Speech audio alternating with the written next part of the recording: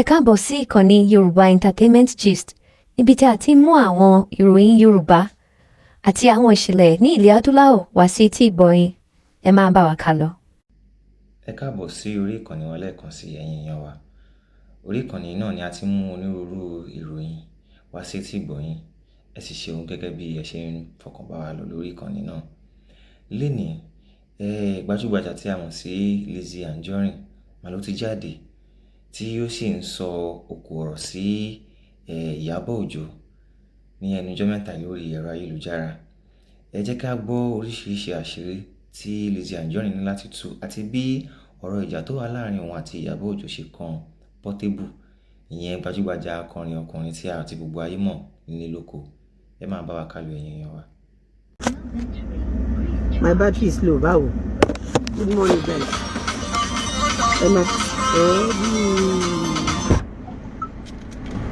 Mo ń bọ̀ ẹjọ́ ẹ má bínú, okay, ẹjọ́ má play.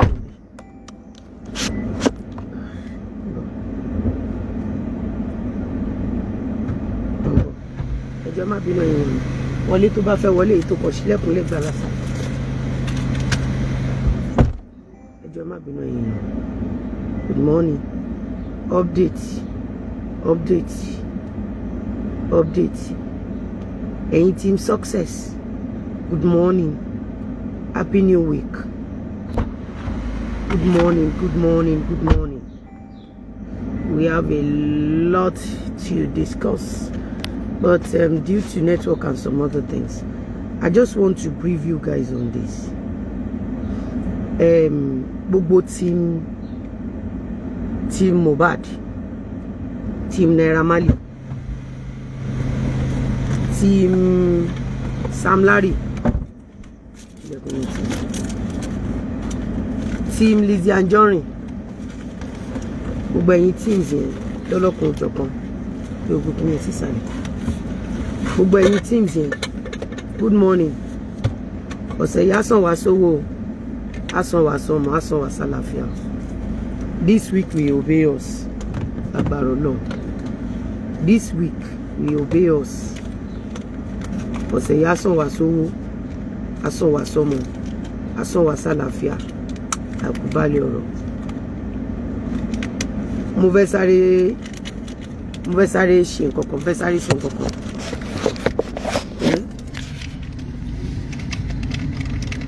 Èmẹ̀ òun náà ni mo fẹ́ ṣe. Òun náà ni mo fẹ́ fi hàn yín. I saw a video this morning. Let me play it for you. That is why I want to do this. Kí n tó lọ play video yẹn lálákọ̀ọ́kọ́. Bàbá Mohbad. Ojú òní tì yín. Ọlọ́run á bá mi fọkàn yín balẹ̀. Naira Marley, Sam Larry, gbogbo Èkó lọ. Everybody tí Ìyàbò Ojo ṣàbúrú fún. Gbogbo Èkó lọ everybody. Ní dáadáa gbogbo Èkó lọ wọ́n máa padà. Good morning, ma. How are you? Morning, ma. Gallant. Yes, morning, ma. How are you? Fine, ma. Good morning. Gbogbo Èkó lọ wá máa padà. Everybody tí Ìyàbò Ojo ti ṣe àbúrú fún. We will continue to expose Ìyàbò Ojo because she has literally destroyed a lot of people. And the people Ìyàbò Ojo used to target is children. Ìyàbò Ojo has destroyed a lot of children. But then I saw a video this morning. Then I need to play it for you guys. Ó ti yín. Ẹ mọ̀ pé èmi ò mọ̀ bóyá old video ni àbí new video ni. But mo kàn fẹ́ kẹ́ mọ̀ wípé tí Lizzy Anjorin bá ń sọ̀rọ̀, mo mọ̀ nǹkan tí mo ń sọ. Pé kò sọ̀rẹ́ láàrin wọn. Kò sí ọ̀rẹ́ láàrin kíni láàrin wọn. Ṣé wá rí, àwa ò ní sọ pé káyé èèyàn má bàjẹ́. Àwa ò ní sọ bẹ́ẹ̀. But lórí cyberspace yìí, tí n bá ti wá fún ẹ tó bá ti wá fún mi, your life will never remain the same. Ìyẹn gàrà. Tó bá yẹ pé fíìmù ló fẹ́ ṣe, oní tíátà ni mí, kójó orin ló fẹ́ kọ. Àsìkò tó táwọn èèyàn tó fẹ́ gbóhùn tèmi náà studio nìyẹn. Tèmi dẹ̀ máa bad. Èmi ò dẹ̀ ní yọ anything lórí iCloud àkílẹ̀ máa ń pè. Torí èmi ò ní ibi tí mo lọ ni máa direct sí. But pending that time, kẹ́ lè bá mọ̀ kó tún mo máa sọ fún yẹn pé bàbá Mohbad kò ṣọ́ra. I am playing this video not because of anything. mo wà capable àti handle lélẹ̀. Ó ti pẹ́ tó ti máa ń ṣe. Ó ti pẹ́ tí Portable ti máa ń ṣe. Ẹ mọ̀ pé ó ti pẹ́ tẹ́sábọ̀dù ti máa ń ṣe. Ẹ mọ̀ pé ó ti pẹ́ tí Gistlover ti máa ń ṣe, gbogbo yín mọ̀. Ẹ mọ̀ pé gbogbo àwọn tí Ọlọ́run padà fún wa mú yìí ó ti pẹ́ tán ti máa ń ṣe. A mọ̀ pálábùrú ni wọ́n, but a máa fìfẹ́ hàn wọ́n lójú gbogbo aráyé kẹ́yìn lè bá kẹ́kọ̀ọ́. Ẹ jẹ́ ká gbọ́ nǹkan tí Portable sọ. Portable kò sí ohun tó fẹ́ ṣe, ó mọ̀ pé ìgbà tí Very Dark Man kọrin fún ẹ ọ̀pá alámọ́ bá ṣe máa. Anyway, Portable jẹ́ kémi sọ fún èmi ò ń ṣàwọn rọ́gúlò ní tíátà. Ó mọ̀ pé ilẹ̀ lèmi ń tà, aṣọ lèmi ń tà, so kò sí ohun tó gbé wá ó lè distract wa. Ṣó mọ̀ pé nígbà tí Ìyàbò Ojo máa post lọ́ndà Gistlover, ó post fọ́tò mi Very Dark Man, ó post fọ́tò ẹ, ó post fọ́tò Bobrisky. Wàá rí pé gbogbo àwọn tí Gistlover post pẹ̀lú ẹ ló ti lọ fún. Ó wá ń wò pé báwo ló ṣe lè wá fún mi, ó lè distract mi. Ìyàbò Ojo ti ṣàbúrú jọjú orí ẹ lọ. Ìyàbò Ojo has done a lot. Ìyàbò Ojo ni mo rí tó bẹ̀rẹ̀ sí ní mu húkúhúkú lórí òkú ọmọ kókó. Ìyàbò Ojo ni mo rí tó máa lọ rẹ́rìn, tó máa calling síbi tán ti ń ṣọdún èpè fáwọn ọmọ ọlọ́mọ. Ìyàbò Ojo ni mo rí tí àwọn èèyàn máa ní nudity oní nudity lọ́wọ́, tẹ́dẹ̀ máa rí wọn pẹ̀lú Ìyàbò Ojo. Bàbá Mohbad ó ní forí gbógun bàbá mi, ọ̀run á bá mi kún ẹ lọ́wọ́ délẹ̀. Ẹ bẹ̀ lọ́wọ́ Ìyàbò Ojo pé kí ló dé tó ṣe máa ń wá congratulations. Ẹ bẹ̀ lọ́wọ́ Ìyàbò. Ẹ bẹ̀ lọ́wọ́ Ìyàbò, because Ìyàbò mọ̀ pé kú Mohbad ń jà. Yasin. Èmi agode life on na. Fọládé, èmi ṣe mi sọ mi pé Portable ń bọ̀. Portable, we are fully prepared. Tó bá kọrin kan, máa forin mẹ́wàá dá ẹ lóhùn, lọ bèrè mi. Lọ bèrè mi, má jẹ́ kí nǹkan dànù sí ẹ lára. Tó bá kọ orin kan, má dẹ̀ máa talẹ̀ mi lọ, má dẹ̀ máa taṣọ́ mi lọ. Èmi mọ̀ pé ó ń bọ̀. Ó ti yẹ, mo dẹ̀ mọ̀ bí sórí táwọn èèyàn bá wo àwọn tó surround ẹ, wọ́n mọ àwọn tó ń ṣiṣẹ́ fún. Táwọn èèyàn bá wo àwọn tó jẹ́ ọ̀rẹ́ ẹ, táwọn èèyàn bá wo wọn, wọ́n mọ ẹni tó ń ṣiṣẹ́ fún. Ṣó mọ̀ pé ńgbà tọ́rọ̀ Naira Marley ṣẹlẹ̀ àti Sam Larry wọ́n ló kọ́kọ́ jáde tó kọrin. And a lot jọ pé lẹ́yìn tó kọrin yẹn, lọ gbé ẹ lọ lọ́rin. A lot of people not to pick on you. Tí n bá dẹ̀ sọ fún yín pé ẹni tó bá ṣẹ̀yìn ni kẹ́ lọ fún, tẹ́yìn ò bá ṣẹ̀yìn má lọ fún. Tó bá rẹ́ anybody tó bá nawọ́ ọ̀fẹ́ sí ẹ, dúró síbẹ̀. Tó bá ti lọ fún, aṣọ yẹ ti ya. Portable, ó mọ̀ wípé o lè divert wa. Now, kéèsì Ìyàbò Ojo tá ń ṣe lọ. Nígbà tẹ́ wo fídíò wa lálẹ́ àná, àwọn videos, àwọn conversion Ìyàbò Ojo tẹ́ gbọ́. Ṣé o pé Ìyàbò Ojo mọ̀ pé sábọ̀dù gbóhùn sí speaker, ó dẹ̀ fohùn sí recording. Ṣé o pé Ìyàbò Ojo mọ̀? We'll continue that video today. Video Ìyàbò Ojo alẹ́ àná yẹn, we will continue. Bàbá Mohbad, ẹ dó sórí ọwọ́ ara yín bàbá mi. Má kí anybody. Àwọn tó pa ẹ́ lọ́mọ, má lọ kí wọn o. Ṣó wá rí gbogbo àwọn múgùn tá ti gégùn fún tó ń kí Ìyàbò. Òkú Mohbad ṣì wà mọ́ṣúárì. Òkú Mohbad ò tí wọlẹ̀. Ṣé mọ̀ mí ní kéèyàn order pé kán wú òkú. Ṣé mọ̀ mí ní ẹ̀. Ṣé mọ̀ pé Mohbad fúnra rẹ̀ kò fẹ́ wọ ilẹ̀. Ó fẹ́ tú àṣírí àwọn tí wọ́n pa òun. Èdì ló mú Ìyàbò Ojo tó fi order pé kán wú òkú Mohbad.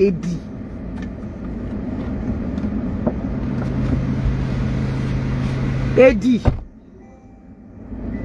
Èdì ló mú Ìyàbò o. Mohbad, tẹ́ bá ti wo àwọn ibì kankan mi mọ̀ bóyá ti rí àwọn kìíní ẹ rí. Ẹni tó máa fẹ́ sin òkú mi, òkú yìí ò ní wọlé lẹ̀. Èdì ló mú Ìyàbò Ojo. Sorry, in as much tí Ìyàbò Ojo ṣì wà mọ́ṣúárì. In as much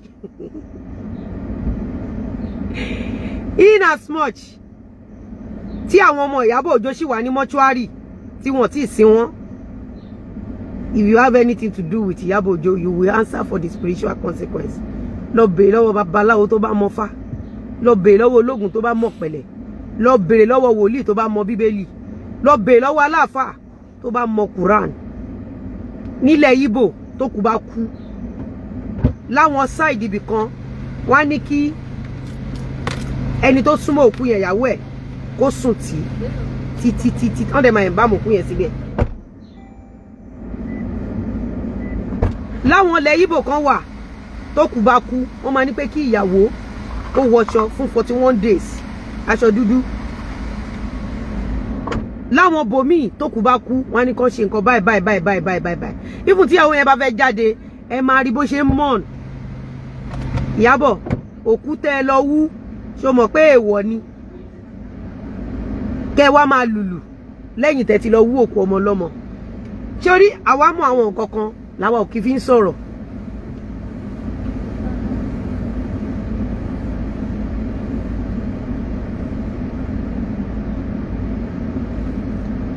Ta ló sọ bẹ́ẹ̀? Ta ló sọ bẹ́ẹ̀? Ọba obìnrin talk am for her show that time say make Iyemesho no go that area. Say Portable na their people. Which area? I don't understand.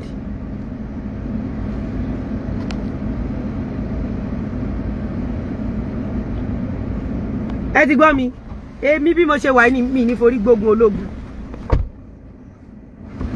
Èmi bí mo ṣe wà yìí ní ní fi orí gbé ogun ológun.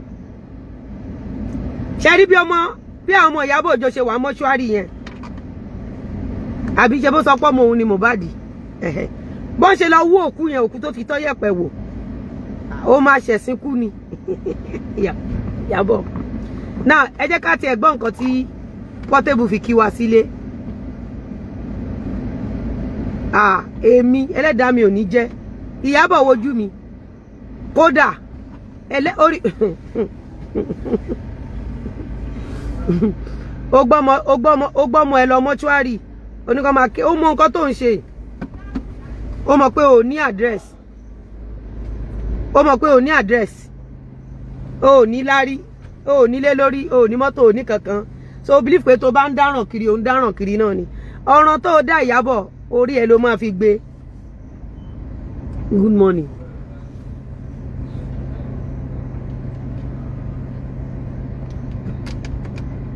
Wambi.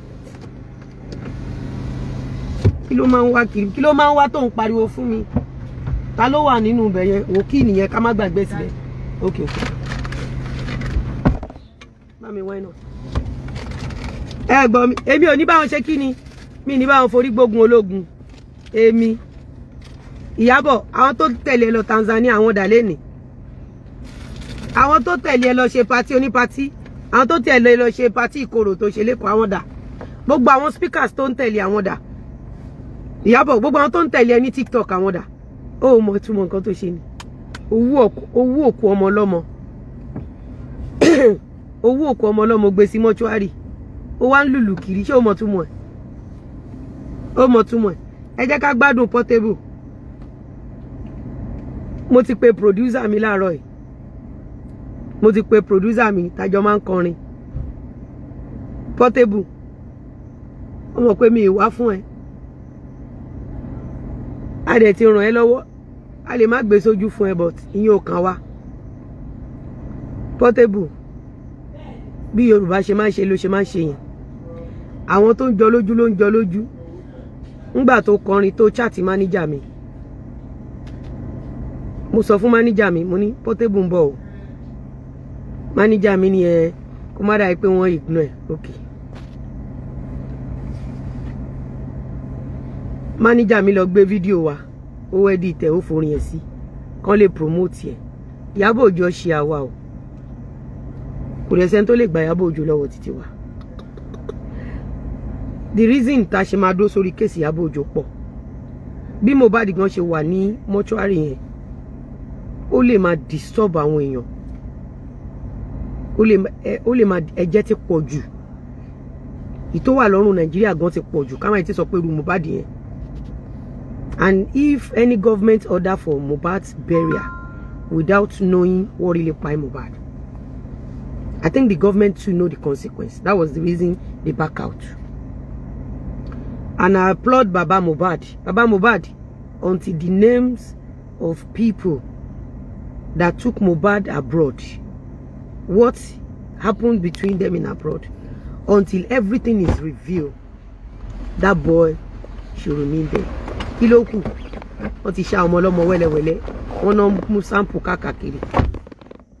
Ìyàbò Ojo dẹ̀ ti sọ result autopsy nínú WhatsApp group to create. Ìyàbò Ojo ti no, carry am back. I'm doing something. Thank you. You feel comot this thing today.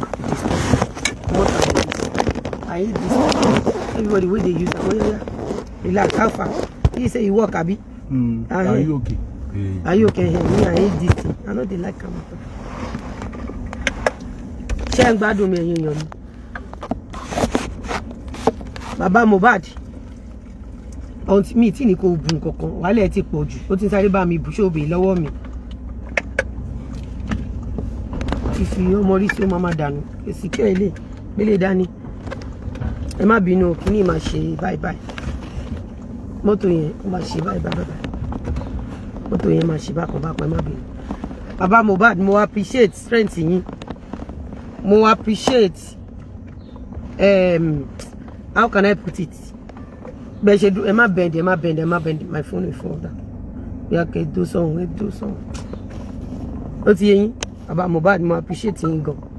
So ẹ jẹ́ ká gbọ́ nǹkan tí Portable ló ṣẹlẹ̀ láàárọ̀ yìí. Ẹ jẹ́ ká gbọ́. Ọ̀dọ̀ ọmọ Ìgbò náà mú ta ló ní fídíò yẹn gangan. Ọ̀dọ̀ èèyàn kan ni mo ti rí. Speaker mi dẹ̀ ti wá kú. Kíni wo ni speaker yẹn lò? Àǹtí Lizzy alákadá ni yín, ẹ ti fi ẹnu kọ Portable tó Lizzy Anjorin. Bluetooth mode. Ó ti fẹ́ kú. Ẹ jọ̀ọ́ ẹ fún mi ní ṣé charger kan náà là ń lò. Ṣé mi mo fòkú Mohbad gba donation? Portable yo. Portable ṣé èmi mo fòkú, èmi ni Ìyàbò Ojo tó fi òkú Mohbad gba donation. Àbẹ́mi ni Ìyàbò Ojo. Ṣé mi ni Ìyàbò Ojo tó ní kán mú Naira Marley dáadáa? Ẹ̀yin máa dé nìyẹn máa wo sílọ. Èmi ni Ìyàbò Ojo.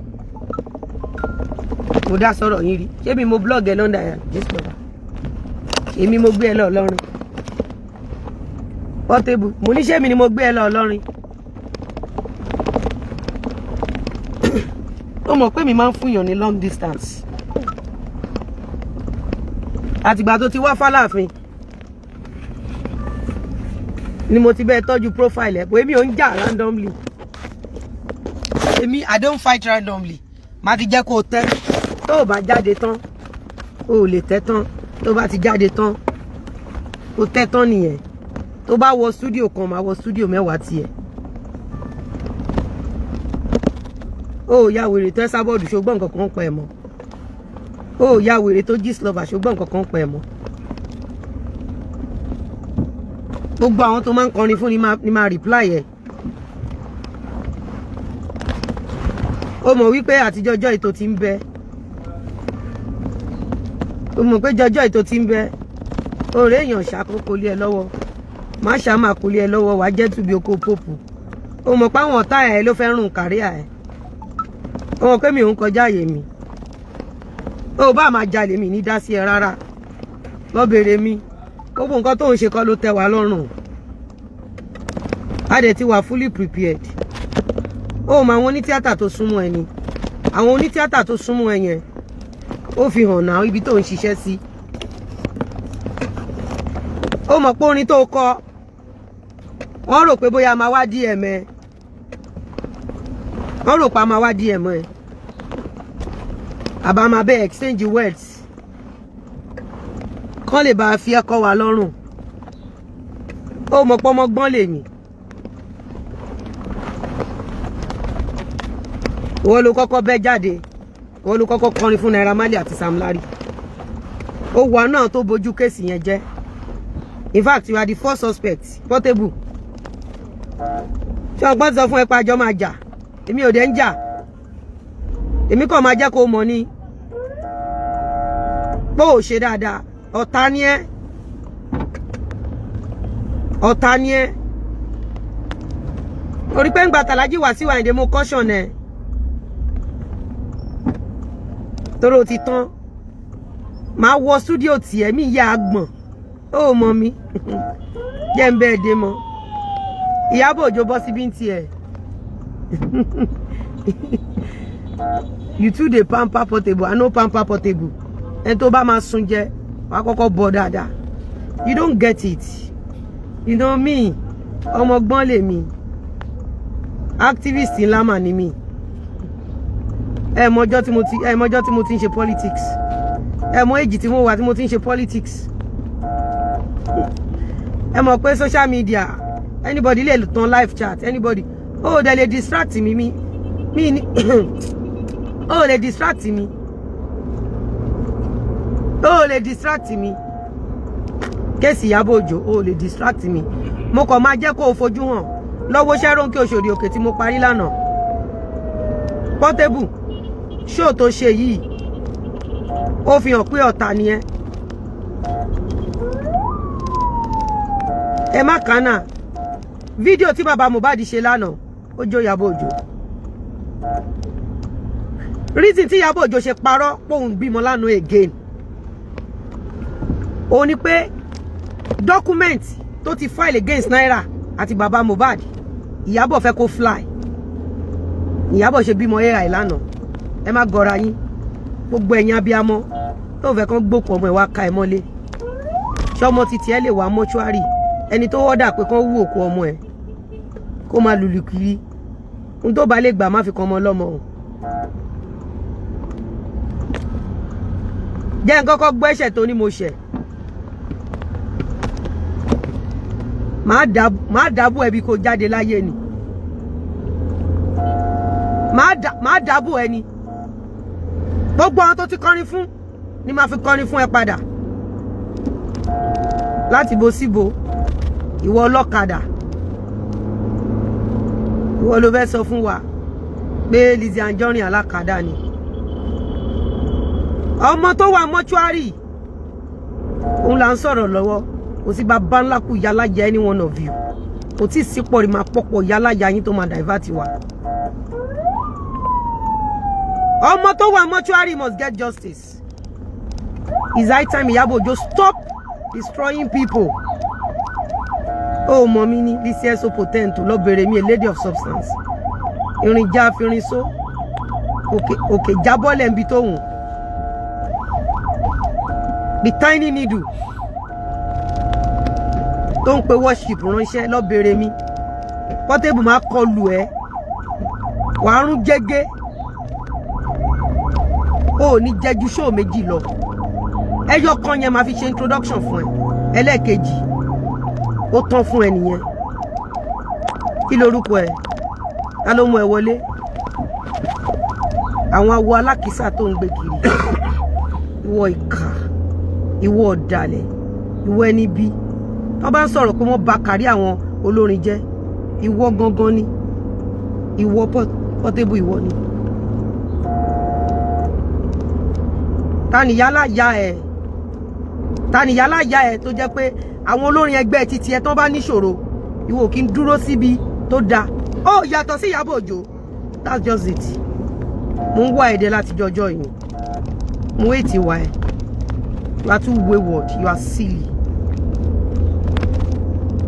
ó yàtọ̀ sẹ́sọ́bọ̀d ó yàtọ̀ gbogbo ẹ̀dá tó bá ti fi ìṣubú yọ ọmọlàkejì ẹ̀ ó máa parun ni arákùnrin face is front ìjọpọ̀ gbé kìíní ẹlẹ̀ ẹgbẹ́ síbí ó yàtọ̀ sí Ìyàbò Ojo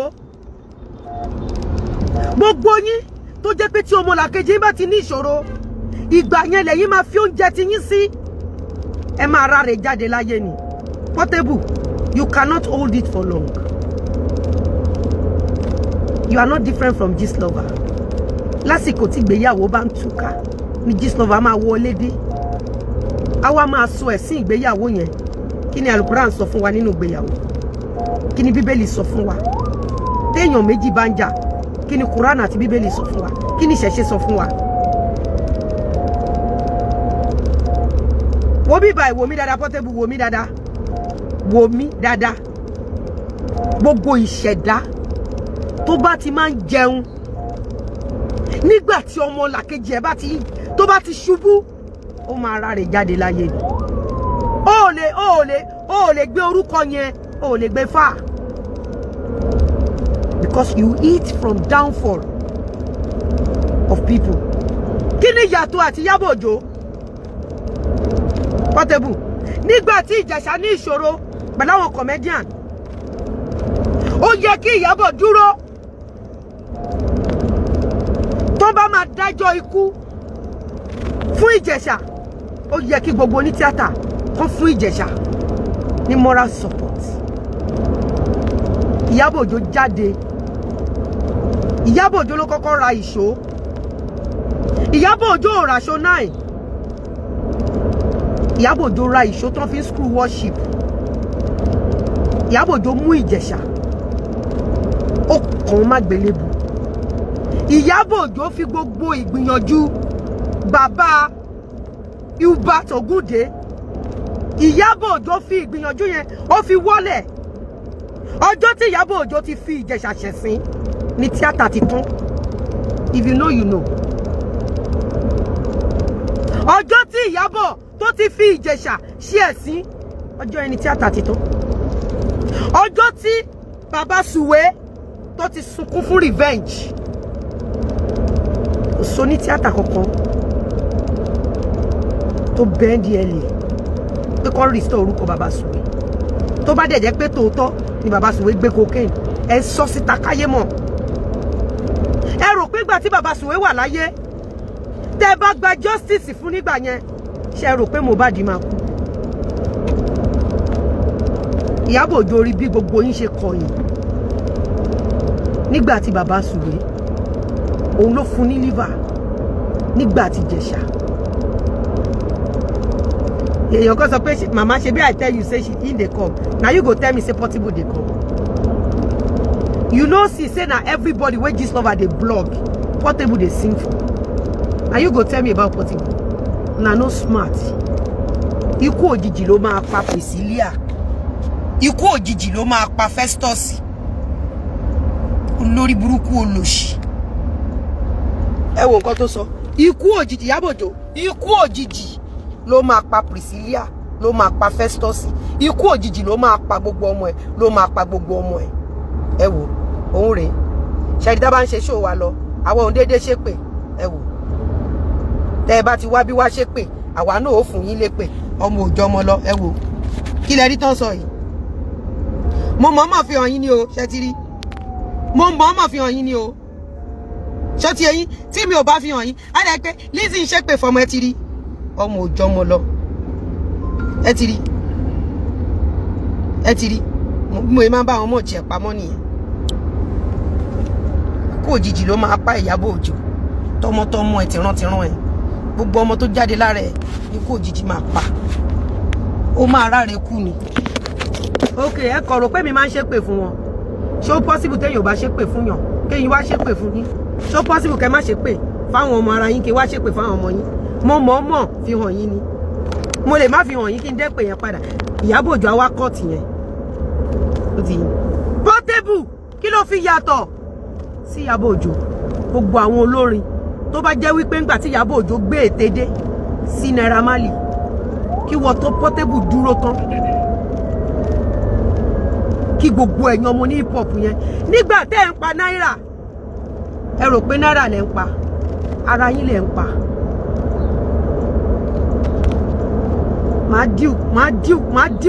máa dá ẹ̀dọ̀ balẹ̀ ni ìwọ kẹ́ ó kéré sí nọ́mbà ìwọ kọ́ Portable wojú mi kò ń ṣẹ́rù ẹ àtàrí àjànàkú ni ó ṣetán àti tán yányán kí lorúkọ ẹ aṣọ wo ló wọ̀ wọlé àwọn wo ló gí ẹ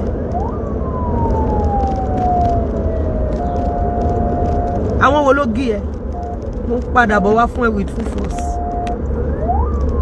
mo ti ń wọ ẹ̀dẹ̀ tipẹ́tipẹ́ gbogbo àwọn olórin tó bá níṣòro èyí tó yẹ kẹ́ fi dúró fún wọn ní trying time ó máa ń jáde ni wàá bà tiwọn jẹ́ wàá subject wọn sí bully wàá yẹ̀yẹ́ wọn lójú gbogbo àgbáyé kí ló fi yàtọ̀ sí Gistlover mo ń béèrè lọ́wọ́ ẹ̀ Portable Ògún ló máa pàwọ́ tó sọ pé but you dey play his music Ògún lákàyé ló máa fẹ́ràn ẹ̀wẹ̀ ìwọ tó sọ pé but you dey play his music Ògún lákàyé ló máa fi ẹran ẹ̀wẹ̀ ẹ̀yin olórí burúkú olòṣì ẹ̀yin awáyé má ṣe the two can play the game Portable ìgbà tó wá play game ẹ̀ ọmọ òtè ló pè mí ni mo ti wà fully ready fún ẹ gbogbo nǹkan tí mo need ló ti wà lọ́wọ́ mi tó bá bí pọ̀ rí yálà ya ẹ̀dá kọ orin kan tí n bá fi orin bá titi ẹ jẹ́ ìwà àti Ìyàbò Ojo mo jọ máa kó yín pọ̀ ni ó rí bí n ṣe máa ń ṣe géèmù mi ni ngbà tó kọrin fún Ìyàbò Ojo ó rò pé mi mọ̀ pé géèmù ni ngbà tí Jigan tó lóun cut letter wèrè kan ó rò pé mi mọ̀ pé géèmù ni ó mọ̀ pé géèmù ni ó rí kí n contact ẹ ó rí kí n bẹ́ẹ̀ sọ̀rọ̀ mo ti rí àwọn kan tó ti wá fi mẹ́sẹ̀jì wọn ṣẹ̀ sí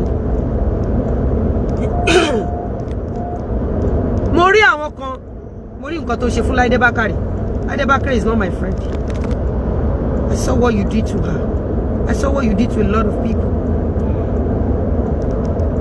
ó ṣe jẹ́ pé nígbà tí wọ́n gbé ìhòòhò Very Dark Man jáde ló kọrin fún Very Dark Man gbogbo èèyàn tí Gistlover bá ti mú wálẹ̀ ló máa ń kọrin fún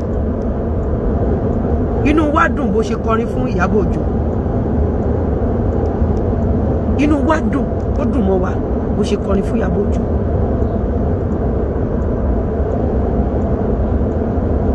gbogbo àgbáyé máa mọ orú ẹ̀dá tó jẹ́ òun jẹ lọ láti jọjọ́ yìí sórí wojú mi tó bá ń sórí burúkú kiri mo máa wù ẹ́ níran ni mi ní dọ́dọ̀ ẹ̀ kó o máa jalè mi ní dá sí kó o máa jalè lọ bèrè mi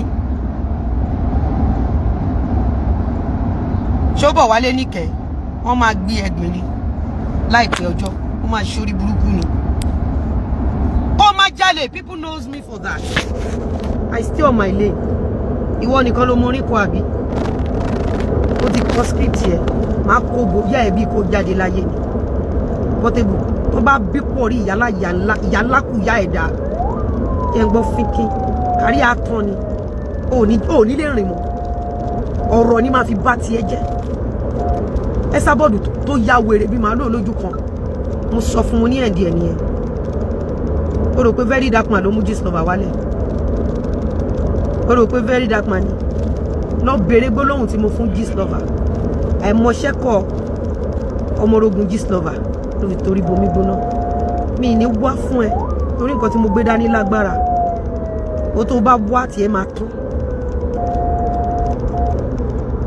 ìwọ ló kọ́kọ́ bọ́ sí studio máa lọ gbé gbogbo orin tó ti kọ wá máa analyse ẹlẹ́yọ kọ̀ọ̀kan ìwọ Portable ó jọ pawọ́pọ̀ pẹ̀lú Ìyàbò Ojo láti bà career náírà jẹ́ nígbà tó kọrin ó rò pé mi ò mọ̀ tó fẹ́ kí n lọ go against Very Dark Man torí Very Dark Man kọrin fún ẹ ó wá sáré bẹ́ sọ̀rọ̀ ó wá kọrin fún wa ń bí ó rò pé mi mọ̀ gbogbo géèmù yín ṣé tó bá ní humani tí ẹ̀jẹ̀ bá ń ràn nínú vein ẹ̀ ṣé àsìkò tí àwọn tẹ́jọ́ ń kọrin àsìkò tán bá ṣubú ló tọ́ sí wọ kó o kọrin fún wọn níbi tó wà fún mi nínú ẹsẹ̀ Ifá ó gbọ́ nǹkan tí Ifá sọ Ifá ní àwo ló ń gbáwo nígunwọ́ báwo ò bá gbáwo nígunwọ́ àwo atẹ́ àwo àyà fẹ́rẹ̀fẹ́rẹ̀